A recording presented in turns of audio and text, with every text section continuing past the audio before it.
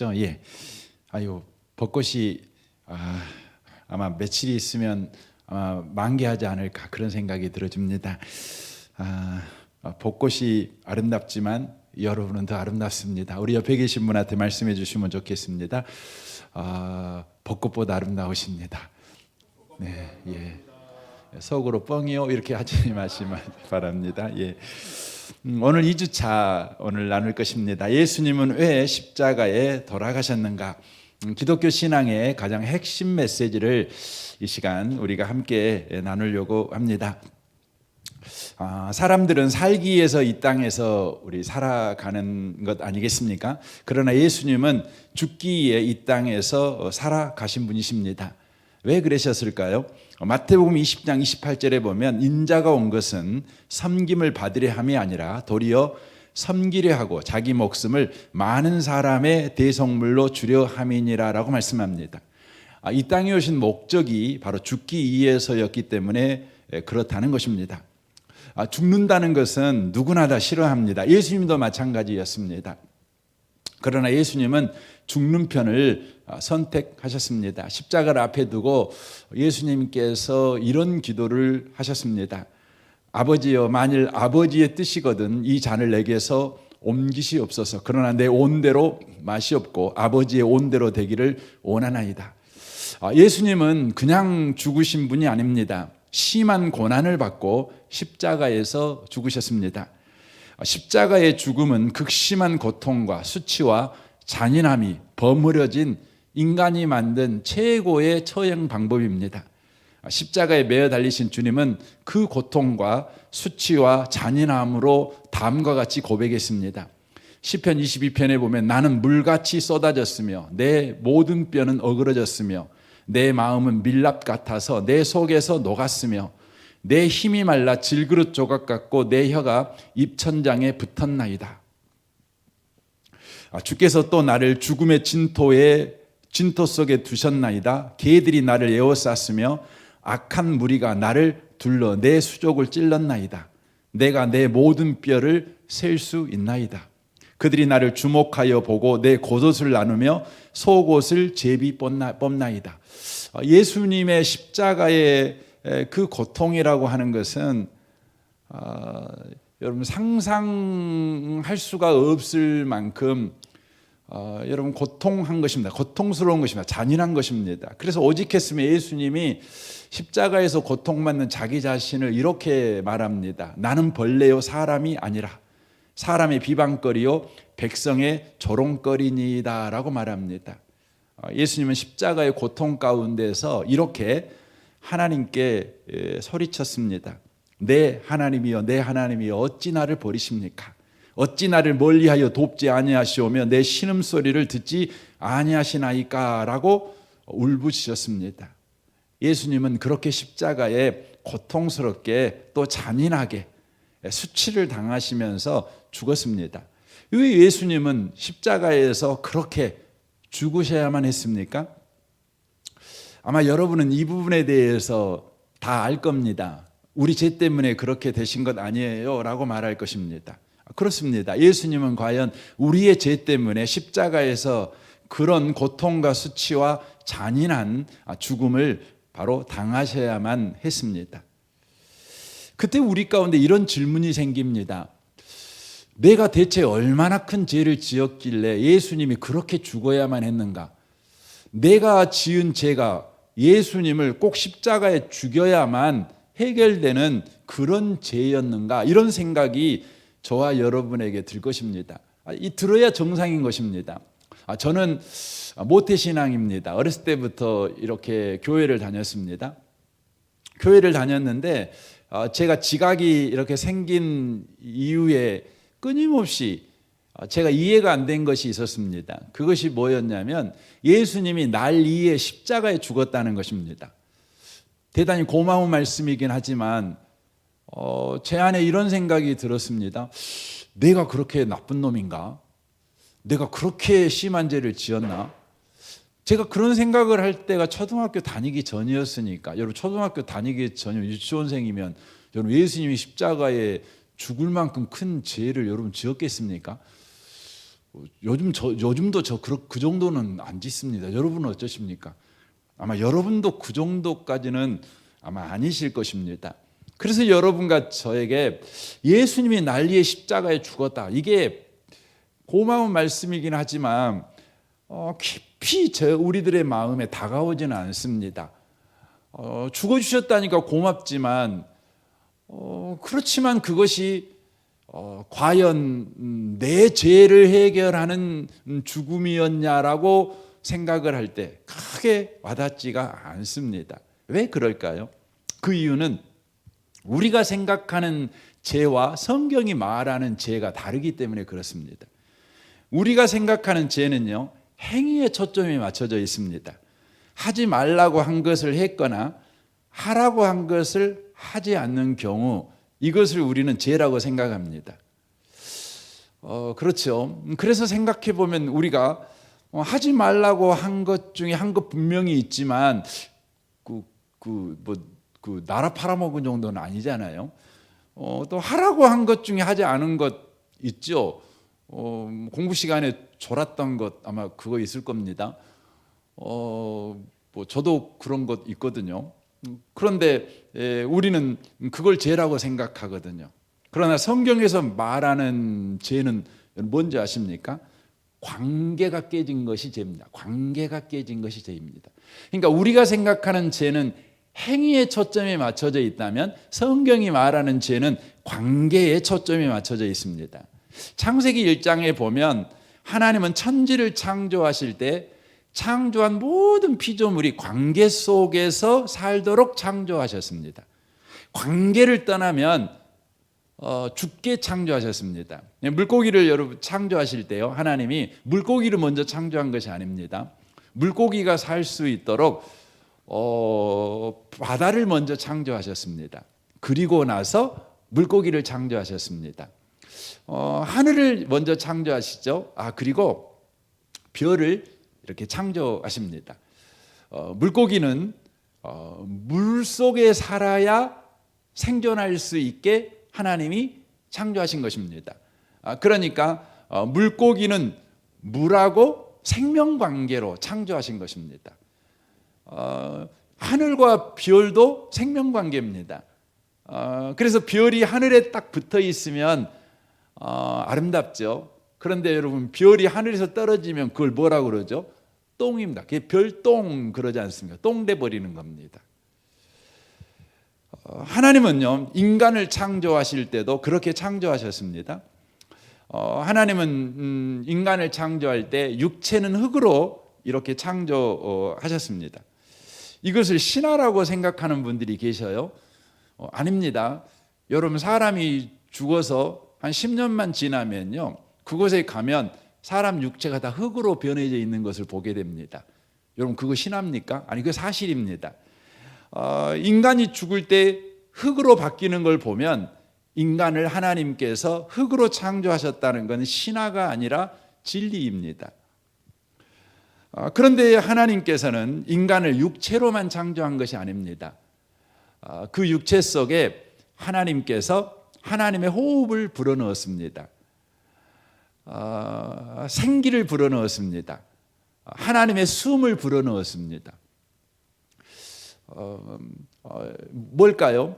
하나님에게서 나온 숨이 그 흙으로 창조된 인간 속에 들어가자 인간이 생명이 되었습니다. 살아있는 존재가 되었다는 것을 의미하는 것입니다. 그런데 놀라운 것은 하나님이 이 보이는 육체를 가진 존재로 인간을 창조했다는 것은 바로 보이는 세계와 바른 관계를 맺으며 보호자로 살아가라 라는 의미로 보이는 흙을 가지고 육체를 만든 것입니다. 그리고 보이지 않지만 하나님의 숨결을 인간 속에 넣어 영혼을 가진 영적 존재가 되게 하셨습니다. 이것은 바로 보이지 않는 하나님과 바른 관계를 맺으며 살도록 인간을 바로 창조하셨다는 것을 의미하는 것입니다. 인간은 하나님과 바른 관계를 맺으며 살아가야 합니다. 더 나아가서 인간은 피조 세계와 바른 관계를 맺으며 살아가야 합니다.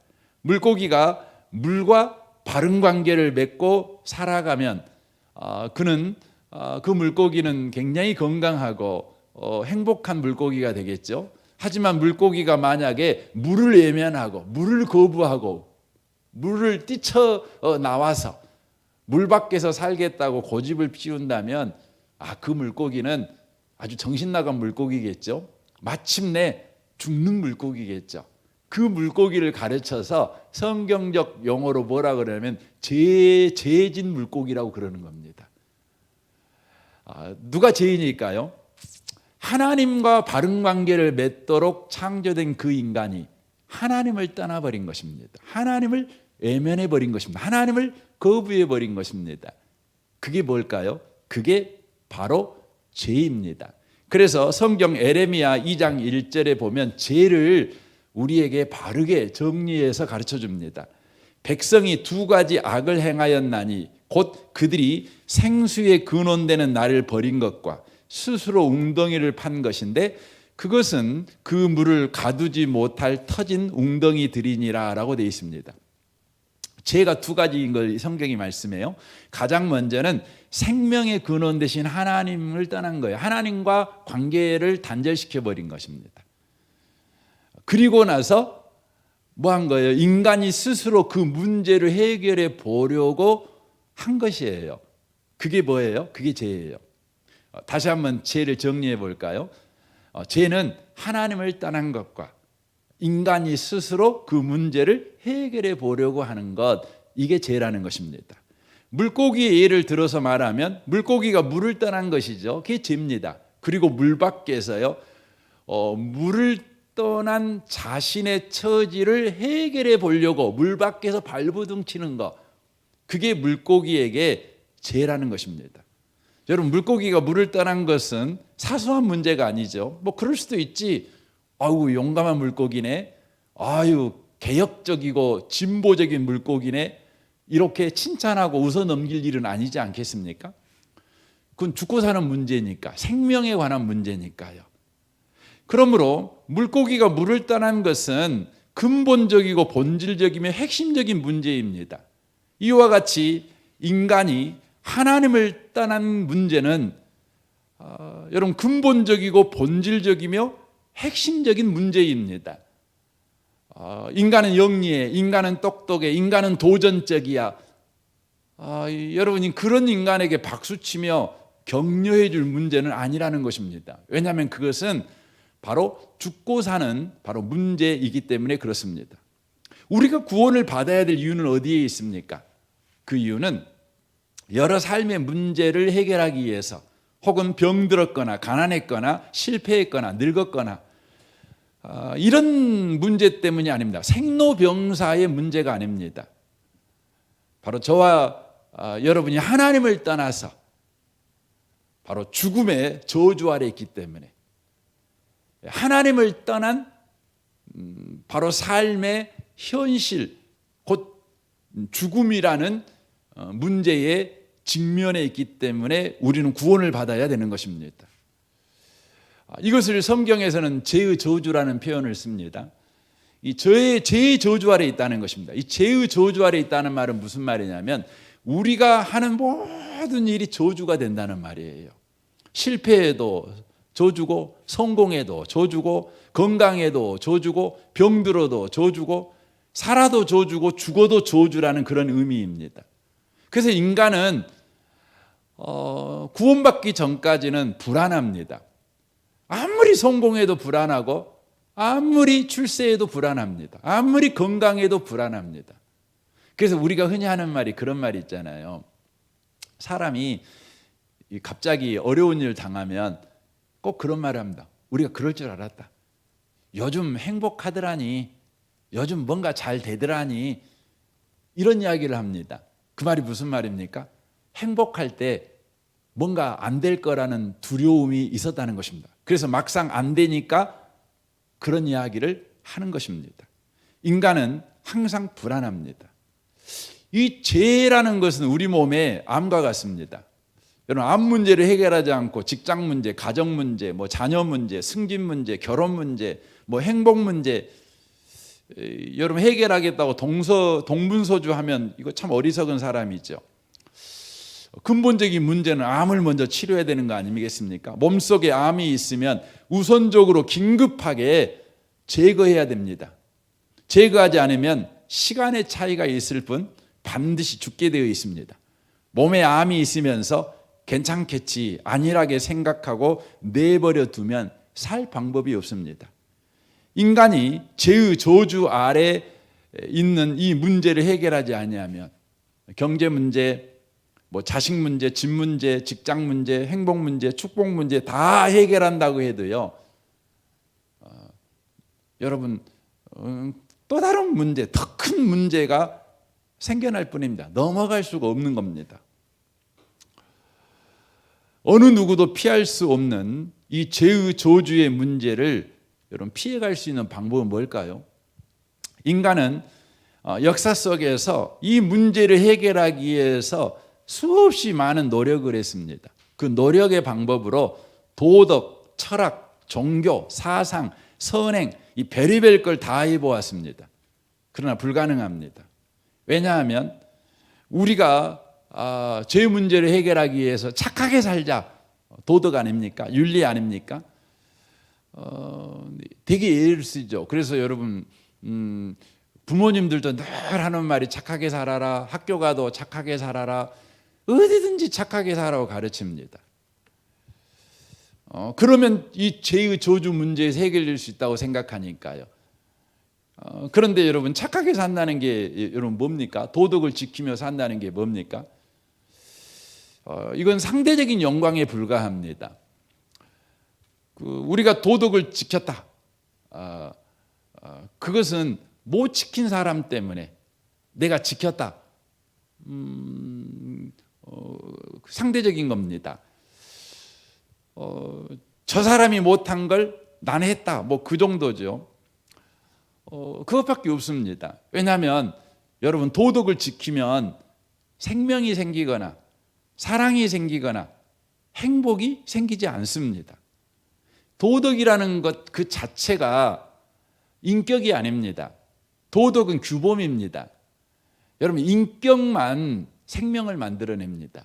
규범은 우리에게 생명을 만들어주지 못합니다. 행복을 만들어주지 못합니다. 그래서 도덕을 아무리 지켜도요, 도덕이 우리를 행복하게 만들지는 못합니다. 애당초 도덕에는 그런 능력이 없기 때문에 그렇습니다. 여러분 지도를 보면 길을 가르쳐 주잖아요. 지도를 보면 길을 가르쳐 주죠. 그래서 길을 잃어버리면 지도를 봐야 되겠죠. 그렇다고 해서요, 지도가 우리를 그 길로 데려다 주지는 않습니다. 여러분 이걸 놓치면 안 됩니다. 분명히 도덕은 우리에게 이렇게 살아라, 저렇게 살아라, 이렇게 살면 행복할 거야, 저렇게 살면 행복할 거야 라는 규범은 줘요. 우리에게 어떤 지침은 줘요. 하지만 도덕이 우리를 행복하게 만들지는 못해요. 이 부분에 대한 역할을 저와 여러분이 혼동하면 안 된다는 것입니다. 죄에서 구원을 받는다는 것은 하나님과 관계를 회복하는 것입니다. 죄는 사람이 먼저 그리고 스스로 하나님을 떠난 문제입니다. 하나님을 외면한 것입니다. 그러므로 하나님과 관계를 회복하는 것은 하나님밖에 해결할 수단이 없는 겁니다. 하나님이요, 인간을 버린 것이 아닙니다. 그러면 버림받은 그 인간이 하나님에게 매달려서 하나님 나 버리지 마세요, 울고 불고 떼쓰고 뭐 이러면 답이 나올 수 있겠죠. 그런데요, 인간이 하나님을 버렸어요. 그리고 하나님에게 계속해서 멀어지는 거예요. 그래서 인류 역사를 봐보세요. 인류 역사는 한 번도 하나님에게 가까이 가는 여러분 운동을 한 적이 없어요. 정치, 경제, 외교, 뭐 도덕, 윤리, 철학, 모든 인류 역사는요, 모두 다 하나님에게서 더 멀어지는 운동이었어요. 더 멀어지는 여러분 몸부림이었어요. 그래서 요즘 여러분 우리나라 한번 봐봐요. 우리나라 법만 봐보세요. 우리나라 법만 봐도요 더 하나님에게 멀어지는 거예요. 뭐 소위 그 뭐라 그럽니까? 인권이라는 미명하에서 하나님에게 더 멀어져요. 성경과 더 멀어져요. 봐보세요. 공부 내용이 그래요. 다 그렇습니다. 답은 어디에 있는 거예요? 인간에게는 답이 없는 거예요. 버림받은 하나님에게 답이 있는 거예요. 하나님은 하나님을 외면한 인간, 하나님을 떠나버린 인간, 그래서 죄의 저주 아래에서 살아가고 있는 그 인간을 어떻게 구원하실까요? 하나님은 어떤 방법으로 우리를 구원하실까요? 하나님에게는 두 가지 성품이 있습니다. 하나는 공의의 성품이고 또 하나가 사랑의 성품입니다. 하나님의 공의의 성품은 정의로운 성품입니다. 공의의 성품은 규범이고 원칙이고 원리이고 법칙입니다. 최종 권위를 말하는 것입니다. 하나님은 자연 만물을 공의의 성품을 가지고 다스리십니다. 법칙을 가지고 다스리십니다. 그래서 저와 여러분이 안심할 수 있죠. 하나님이 그 창조한 모든 창조는 법칙으로 창조하셨고 법칙으로 다스리십니다. 그래서 여러분 365일이 있는 거예요. 아침이 있고 저녁이 있는 거죠. 아침에는 반드시 동쪽에서 뜨는 거고 서쪽으로 지는 겁니다. 만약에 하나님께서 공의의 하나님이 아니시고 기분대로 일하시는 감성 풍성하신 하나님이시기만 하다면 문제가 생기죠. 하나님께서 어느 날 동쪽에서 해가 뜨는 것만 보시다가 아이고 질렸어. 서쪽에서 해 뜨는 것도 한번 보고 싶어. 인간들도 맨 동쪽에서 해 뜨는 거 질렸을 거야. 내가 이번에 인간들에게 깜짝 놀라게 서쪽에서 해 뜨도록 퍼포먼스를 한번 해주고 싶어. 그래갖고 하나님이 기분 내낀 대로 갑자기 서쪽에서 해가 뜬다. 여러분 그 큰일 나죠. 제가 어느 영화를 봤어요. 독재자에 관한 영화였는데 이 독재자가요 손자한테 이 자기 대통령이라는 자리가 얼마나 좋은지를 자랑하고 싶어가지고요.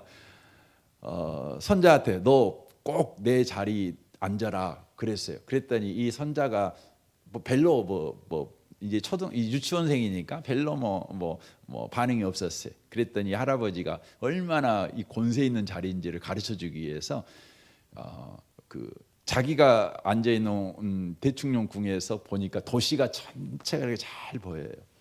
근데 그 이제 밤이라 이제 전등들이 다 켜져 있지 않았겠습니까? 그러니까 이 할아버지가 손자한테 말해요. 내가 전화 한 통이면 이 도시의 불을 한순간에 꺼버릴 수 있다고. 그러니까 이 꼬마이가 흥미로워가지고 한번 해보세요 그러는 거예요. 그러니까 할아버지가 전화통 들고 불 꺼 그러니까 일순간에 불을 끈 거예요. 그러니까 이 손자가 나도 해보고 싶어요 그런 거예요. 그랬더니 이 대통령이 그 사람한테 내 손자가 명령하는 건 곧 대통령이 명령한 거니까 그대로 하라 그랬어요. 그때 이 손자가 들어고 불 꺼, 불 켜, 불 꺼, 불 켜를 계속하는 거예요. 그 쿠데타 일어나가지고 쫓겨나는 그런 영화 이야기거든요. 여러분 하나님이 감정대로 서쪽, 동쪽 이렇게 맨날 해보면 큰일 나잖아요. 그러니까 하나님이 공의의 하나님인 것이 우리에게 은혜입니다. 그래서 인간의 역사도 원리와 원칙과 법칙을 가지고 우리 하나님이 다스리십니다. 가장 보편적인 법칙이 심는 대로 거두는 원칙, 인과 법칙이죠. 콩 심은 데 콩 나고 팥 심은 데 팥이 나는 소위 심는 대로 거두는 법칙. 이것은 하나님이 공의의 성품을 가졌기 때문에 가능한 것입니다. 만약에 콩을 심었는데 갑자기 팥이 나버려요. 이거 복잡하잖아요. 이러면 안 되죠. 그러므로 하나님의 공의에는 조금의 빈틈이 없습니다. 소위 유도리가 없습니다. 적당히 봐주는 법이 없습니다.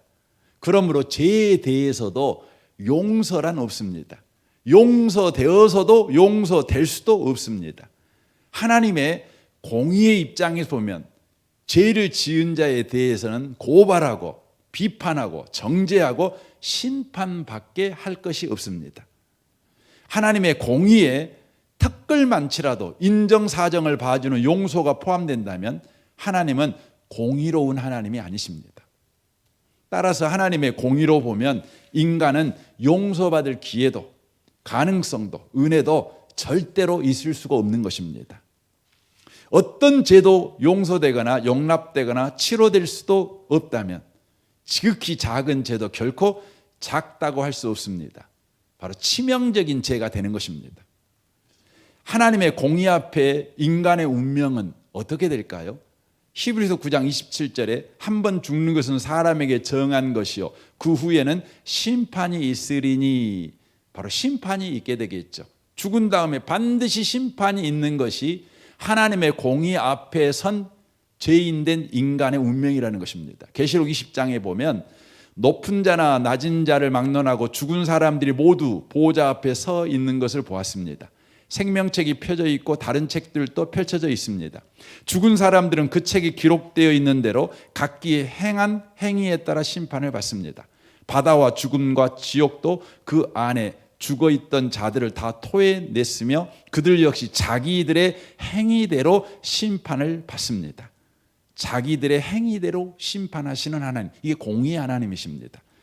죽음과 지옥이 불못에 던져집니다. 이 불못이 두 번째 죽음입니다. 생명책에 이름이 기록되지 않는 자들은 누구든지 다 불못에 던져집니다.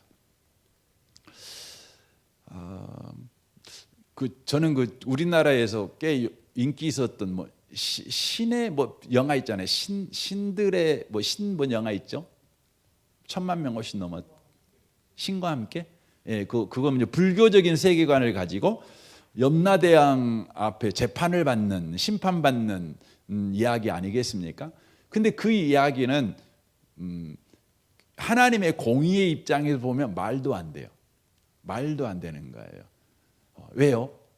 인간은요, 죄 안 지은 인간이 없어요.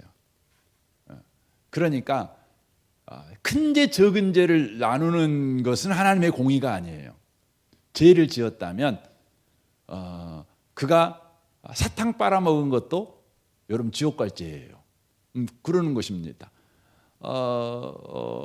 하나님은 공의의 하나님이신 거예요. 심판대로, 행위대로 심판하시는 분이셔요.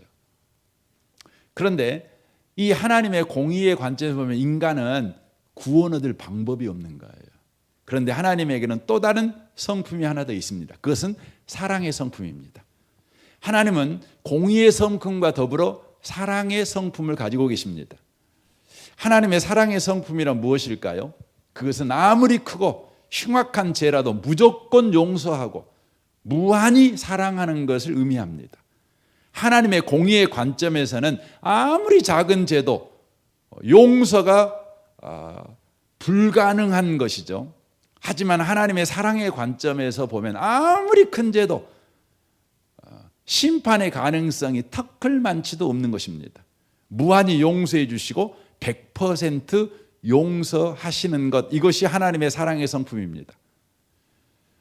여기에 심각한 문제가 생기죠. 하나님의 공의는 턱걸만한 죄도 용서가 안 돼요. 그런데 하나님의 사랑은 울산바위만큼 큰 죄도 심판하면 안 돼요. 공의의 성품과 사랑의 성품이 충돌하는 것입니다. 하나님은 이 충돌을 어떻게 해결하셨을까요? 하나님의 공의의 관점에서는 죄인된 인간은 100% 용서해서는 안 되고 반드시 심판하여 지옥에 던져야 합니다. 하지만 하나님의 사랑의 관점에서는 죄인인 인간은 100% 용서되어야 되며 반드시 구원받아야 합니다. 반드시 천국 가야 합니다. 하나님은 이 문제를 어떻게 해결하셨습니까? 하나님은 스스로 공의를 무너뜨릴 수 없고 스스로 사랑을 무너뜨릴 수도 없습니다. 인간을 심판하여 죽이면 하나님의 사랑이 무너지고 인간을 용서해 살리면 하나님의 공의가 무너집니다. 여기서 사람을 살리는 하나님의 방법, 하나님의 지혜, 하나님의 능력이 나옵니다. 그거 뭘까요? 바로 사람에게 죄를 묻지 않고 그 사람의 죄를 하나님 자신이 대신 짊어지고 죽으시기로 결정한 것입니다. 하나님의 사랑으로 인간을 살리기 위해서 하나님의 공의로 바로 인간의 죄를 자신이 짊어지고 자신에게 심판하는 방법을 선택한 것입니다. 그래서 십자가가 하나님의 지혜고 하나님의 능력인 겁니다. 죄는 인간이 지어놓고 그 죄값은 하나님이 대신 지시는 바로 하나님의 능력, 하나님의 지혜, 십자가이죠. 인간이 스스로, 하나님이 스스로 희생하고 하나님이 스스로 십자가를 저 죽음을 자초하는 바로 지혜, 능력, 바로 십자가입니다. 인간이 자신의 죄 때문에 죽은 것이 아니라 인간이 지은 죄 때문에 하나님이 대신 죽는 것, 그것을 우리 하나님이 선택하신 것입니다. 그래서 이사야 53장 5절에 이렇게 말합니다. 그가 찔림은 우리의 허물 때문이요 그가 상함은 우리의 죄악 때문이라. 그가 징계를 받음으로 우리는 평화를 누리고 그가 채찍에 맞음으로 우리는 나음을 받았도다. 우리는 다 양 같아서 그릇 행하여 각기 제 길로 갔거늘 여호와께서는 우리 모두의 죄악을 그에게 담당시키셨도다라고 말씀하십니다. 예수님의 십자가는 하나님의 공의도 만족시키고 하나님의 사랑도 만족시키는 하나님의 지혜요 하나님의 능력인 것입니다. 바로 이 십자가를 받아들이는 사람마다 구원을 받습니다. 믿는 사람마다 구원을 받습니다. 믿음이라고 하는 것은 우리의 결단과 우리의 선택으로 선택을 말하는 것이 아닙니다. 믿음이라고 하는 것은 뭐냐면 하나님이 더 좋은 것을 우리에게 주신 것입니다. 믿음은 이런 것입니다. 어머니가 아침에 수고하에 밥을 차려놨습니다. 밥을 차려놨죠. 그때 어머니가 말하는 것이죠. 애야 와서 밥 먹어라 이렇게 말하는 것입니다. 그때요 믿음은 뭡니까? 엄마가 수고하여 밥을 차려놨다는 것을 믿고 밥상에 앉아서 밥을 먹는 것입니다. 우리가 한 일이 뭡니까? 우리가 한 일이 뭐냐면 어머니가 헌신하셨다는 것, 수고하셨다는 것을 받아들이고 그것을 내 삶에 바로 영접한 것입니다. 내 삶에 그것들을 받아들인 것입니다. 그게 믿음입니다. 믿음입니다. 우리는 믿음을 이렇게 오해할 때가 많습니다. 믿어야 구원받는다. 그러니까 믿음을 구원받는 조건으로 오해를 할 때가 있습니다. 아닙니다. 믿음은 구원의 조건이 아닙니다. 믿음은 바로 구원의 바로 은혜입니다. 은혜입니다. 그래서 하나님께서 이렇게 하십니다. 믿음에 대해서 이제 우리가 또 이야기할 시간이 아마 있을 것인데 이런 거하고 똑같습니다. 예수 믿으면 우리가 선택을 해야 됩니다. 선택을 해야 합니다. 근데 예수 믿는 사람의 선택은 믿지 않는 세계에서 말하는 선택과 조금 차원이 다릅니다.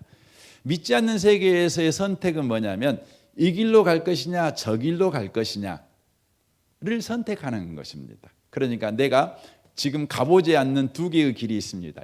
오른쪽이냐 왼쪽이냐. 그때 내가 바로 선택하는 것이죠. 오른쪽을 선택할 수도 있고 왼쪽을 선택할 수도 있죠. 그런데 우리 기독교에서 성경에서 말하는 선택은 이런 것입니다. 더 나은 길을 선택하는 것입니다. 하나님께서 저와 여러분에게 우리가 선택한 삶을 살아가게 만드십니다. 그냥 내버려 두십니다. 그때 저와 여러분이 내가 선택한 삶이 무엇을 만들어내는가를 봅니다. 집 나간 자식이 바로 힘들고 고통스러운 나날을 보내잖아요. 그렇죠. 그때 주님께서 더 나은 길을 보여줍니다. 이게 뭐냐면 은혜입니다. 이게 바로 기독교의 선택입니다. 하나님은요, 오늘 또 저와 여러분이 믿음의 삶을 살아갈 수 있도록 바로 하나님이 하신 일을 우리의 삶에 이렇게 보여주십니다. 여기까지 가게 하기 위해서 우리 하나님은 저와 여러분이 선택한 삶이 무엇을 만들어내는가를 보게 이렇게 두시는 것입니다. 사랑하는 성도 여러분, 여러분이 지금까지 여러분이 선택한 인생을 살아오셨는데 여러분이 선택한 인생이 무엇을 만들었는지 여러분은 잘 아실 것입니다. 오늘 주님은 여러분에게 여러분이 선택한 바로 그 선택이 만들어낸 그 인생 앞에서 하나님께서 만드신 것을 보여주고 있습니다. 바로 그것은 예수로 만든 구원의 길입니다. 전 이곳에 계신 여러분들이 이제 하나님이 만드신 세상 속으로 들어오십시오. 여러분이 만들어 온 세상에 이제 머물지 말고 그곳에서 하나님이 만든 세계로 들어가십시오. 이게 예수님이십니다. 이게 구원입니다. 저는 오늘 샤인 코스에 참여하는 모든 분들이 이 은혜를 누렸으면 좋겠습니다. 이제부터 여러분이 만들어가는 세계를 살지 마시고 하나님이 만드신 세계를 살아가시는 그런 은혜가 꼭 있었으면 좋겠습니다. 제가 이 일을 좀 도와드리고 싶습니다. 이 앞주에도 우리가 예수님을 영접하는 기도를 했는데 이 시간에 제가 또 똑같은 기도를 할 것입니다. 한번 고개를 한번 숙여보시고 제가 이 기도를 할 것입니다. 한번 들어보시고 이 기도가 여러분의 마음에 믿어지신다면 저를 따라서 같이 한번 또 기도했으면 좋겠습니다. 주 예수님, 저는 죄인입니다. 예수님께서 내 죄 때문에 십자가에서 죽으시고 3일 만에 부활하신 나의 주, 나의 하나님인 것을 믿습니다. 이 시간에 내 마음에 오셔서 나를 다스려 주시고 인도하시고 복 내려 주옵소서. 예수님의 이름으로 기도합니다. 아멘. 이 기도가 여러분 마음에 감동을 줬다면 이 시간에 저와 같이 한번 더 기도했으면 좋겠습니다. 기도하겠습니다. 주 예수님, 저는 죄인입니다. 예수님께서 내 죄 때문에 십자가에서 죽으시고 3일 만에 부활하신 나의 주, 나의 하나님인 것을 믿습니다. 이 시간에 내 마음에 오셔서 나를 다스려 주시고 인도하시고 복 내려 주옵소서. 예수님의 이름으로 기도합니다. 아멘. 아멘. 오늘 2주차는 여기서 마치겠습니다. 다음 주에 3주차로 여러분을 뵙도록 하겠습니다. 이 시간에